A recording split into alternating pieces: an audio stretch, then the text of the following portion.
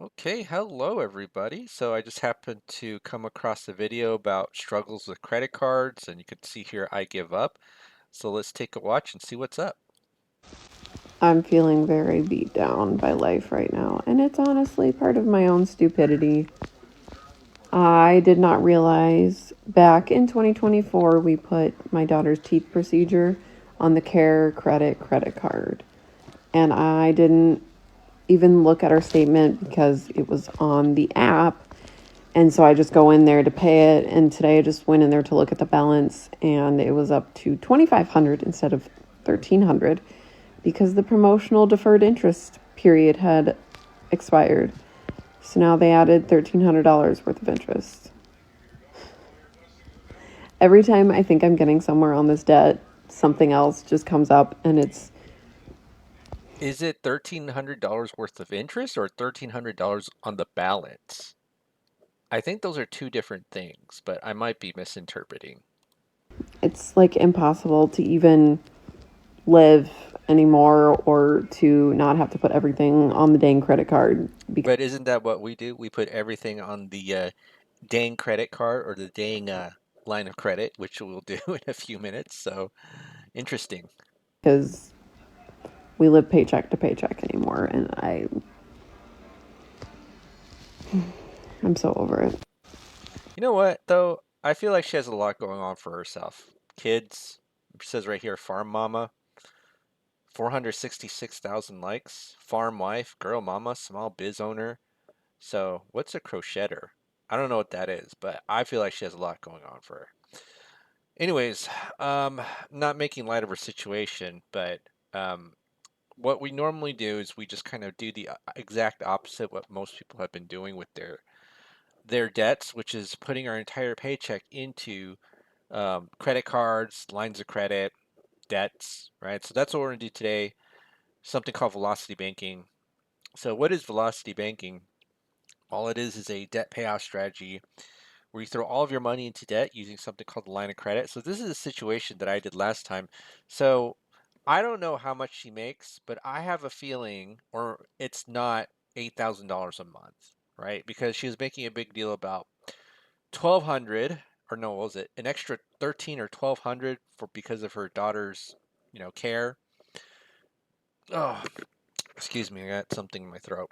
But an extra 12, 1,300 because of her daughter's care, right? So she's making a big deal about that. So I'm assuming that maybe she makes about half of this a month, but that seems kind of low given that she's a farm mama, but maybe they don't own the farm. I heard a lot of farmers lease their land to farm, but I might be wrong. I don't know anything about the farmer world, but I know some of the audience here is a part of that farming world because I did a live webinar on farming, like velocity banking and farming. All right, let's go ahead and get started. So, what is the first step to velocity banking? It's creating a budget because your budget is your debt attack plan. So, you have your income, expenses, and you want to know how much income this is um, after taxes, about like 140,000 a year. After taxes is about $8,000 a month. $6,000 a month is about like 100,000 a year, I think. And then so here we have $8,000 a month. And then take a look at this, $7,947.61, and then $52.39 leftover checking and savings. And then what you do is you create an expense breakdown, list every single debt that you have. So we have 10 credit cards here, an auto loan, a mortgage, and then on top of that, right, we have our monthly personal expenses that we always have to pay for: food, gas, insurance. And so the typical American budget kind of looks like this: get paid, pay all our bills, and then put the leftover into our checking and savings, right? It's seen as the responsible thing to do. If you don't have any money in your checking and savings, if there's a social conditioning where you kind of feel bad for not having that. And what we're going to do is kind of do the opposite with velocity banking. So I'm going to go ahead and copy and paste this. And then what we're going to do is not save money. So that's like the first step to doing velocity banking, which is not saving money at all. And then what we're going to do is increase this cash flow number. So this cash flow number is approximately how much our debt will get reduced every single month. Now, we have this number called the cash flow index, right? So what's the cash flow index? It is the monthly balance divided by the payment, right? And so what we do is we just take these numbers, calculate them, and think of this as a ranking system to pay off our debt. Ranking system. So the lower the number, we get more bang for our buck for paying off our debt. Okay? Because a lot of times people think, oh, I should pay off the mortgage first. Why? Because it's something tied to it's tied to something very sentimental, which is our home, right? And so when people think about paying off debt, like I want to pay off mortgage, I want to be mortgage free. Whereas mathematically, if you pay off this mortgage, you're only getting $927 back in your cash flow. Whereas with credit card, $30,000, you get only about $1,000 back, or you get 1,000. Not only you get $1,000 back in your cash flow. So which one would you rather do? Pay 30 to get 1,000, or pay 220 to get 927, right? So that's why we just follow this model as an easy way to pay off debt. And also we assume that we have a free and clear line of credit. So $200,000 maybe home equity line of credit. Now let me ask you this: will the bank give you a free and clear line of credit if you have $52 left over in your cash flow? Just $52. And the answer is no, because we have to understand how banks work, is that banks don't lend money to people who need it, right? Money to people who need it. That's who, if they see that you need money, they'll be like, go away, right? They don't lend money to people who need it, because people who need money, okay, people who need money, according to the banks, are bad people, right? So why do we demonstrate having a free and clear line of credit? Is because I'm pretty lazy. And if you want to look for more realistic scenarios, which people say, well, give me a more realistic scenario. I have a live stream under a paywall, 99 cents, of someone who has 22 debts and only have $5 left over and making about 5,000, 5,500 after tax income. Right? So if you want to see something more realistic, join the YouTube channel, 99 cents, yada, yada, yada. I got that from Seinfeld. I don't know if you ever seen that Seinfeld episode, yada, yada, yada. Well, I just yada, yada, yada you. All right, so now what we're going to do is we're going to move these debts, especially these low cash flow index numbers, into the line of credit. And so it'll be 5, 8, 15, 27, 37, 10, 35, 12, 15. And then what I'm going to do is I'm going to sum it up, right? So that's $164,000 of credit card debt. Okay, $164,000 of credit card debt. And so what we're going to do here, it'll be 164,000, and all we did was basically transfer that debt. We didn't get rid of it, we just transferred it, right? And then guess what happens here when we transfer that debt? Oh my goodness, oh my goodness, okay, oh my goodness, look at that. 10 credit cards just went to zero, and somehow we turned $52 into $5,213.10. Mind blown, right? And yeah, so basically, mind blown. I saw that. I'm like, OMG, I can't believe this. This is like the most clickbaitiest clickbait moment that you'll ever see in your life, right? Pretty much the most clickbaitiest clickbait moment. $52 here, and here it's $5,213, even though we have the same income and we still have the same debts, right? And then, so here's the final step, is that we're going to dump all of our expenses and paycheck from the line of credit.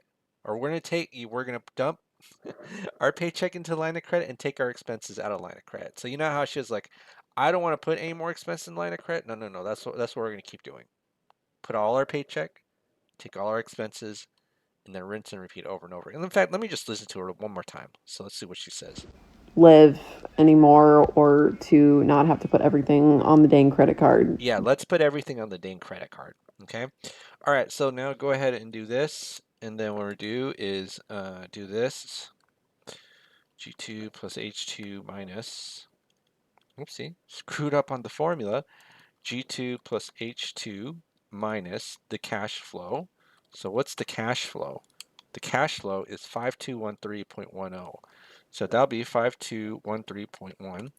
And then you could see that this is the balance, right? So this is the balance. And what we're going to do is take the average daily balance, multiply by the interest rate, and then divide by 12 because the interest rate is quoted annually, and we're getting the monthly interest rate. And you see that every single month, right? We lower the balance, right? Oh, this is pretty simple, pretty easy. Oh my goodness, I can't believe it's not butter.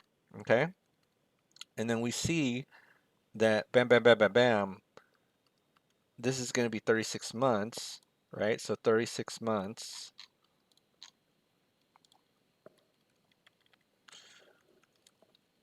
And then what we're going to do is that's going to be 164K, right? 164K of debt we essentially just paid off. Okay.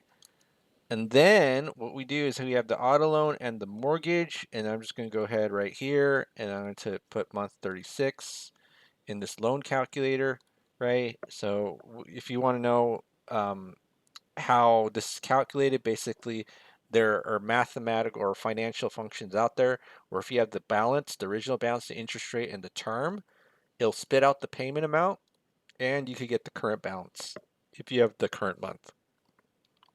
All right. So now we're going to do the same thing, use cash flow index. Oh my goodness, copy. And then I'm going to go ahead and whoopsie and paste right here. And then control V. And then this is going to be plus 8361.18, right? And then we see that once we move that auto loan, this goes to 0. And we don't even have to update the cash flow index. I actually did the same scenario yesterday. I wonder if people are getting sick of tired of me because, I don't know if it's because the YouTube algorithm is not promoting me or anymore because I kind of stopped posting for a while, or people are just like, man, I'm just so sick and tired of this velocity banking stuff. But then y'all laughed at my Dave Chappelle joke. All right, so now we see here that ooh, yeah, 37 months we paid off the auto loan. So we just type in 37 months right here, and then that'll be 184K. And then now in 37 months, we have the 30-year mortgage. And so just a quick tip, you kind of verify this on your own. You don't want to move a 3% 30-year mortgage into a line of credit. And because you're moving this thing with a lot of balance at a low interest rate with a very small payment, and so when you do that, you're really actually going to end up paying more. And I've done calculations like this. I probably gonna need to do it one more time, but on another live stream, just so that you kind of test this, right? So what we can do is we can do one of two things. We can just dump all of our free cash flow into the loan or just move it into a line of credit, right? And this even works at like 8% line of credit, like 3 to 8. You could even do this with like a credit card, 30% credit card. Like I'm not even kidding. All right, so let me go ahead and do this here. So what we're gonna do is we're gonna use this calculator, and this is like because I did this last time, I've already had it filled out. You just fill out the original balance, current balance, interest rate, blah blah blah. Chunk amount is just how much you're moving into line of credit, and this is our monthly income expenses. Now I just want to show you something, right? This one says 8%, but if I put 30 right here, notice that the time frame is the same and the interest goes up about 4%. So when people freak out about 30% credit cards, yes, you do need to freak out, especially if you don't have the cash flow to pay them off quickly. But even if you did use like a 30% credit card, as long as the conditions are right, yeah, you might end up paying more than, let's say, an 8% line of credit. But, you know, 2.8 years and 13 grand of interest, no big deal, right? Again, so, okay, so now what we're going to do is we have 2.8 years here, so this is going to be 0. And it's going to be 37 divided by 12 plus 2.8, and that's going to be 5.88 years, and then we are debt free. All right. Well, one of the things I really wish I could do when I see these TikToks is not just people say how much debt that they have. What is their income? Like, what is their income and expenses without debt? And I always want to try to figure it out, but everybody just says, this is how much debt I have, and then they kind of get a little depressed and give up, right? But no need to be depressed because I think you got a lot going on. You're a farm mama. We need more farm mamas in this country. I wonder what part of the country she's in. Actually, let me just quickly take a look. Farm mama, Heidi Lou, small biz owner. Look at this. All right. All right. Well, that's it for today, folks. Creating Land to Mentorship here with another video. Have a great day, and I'll see you on the next one.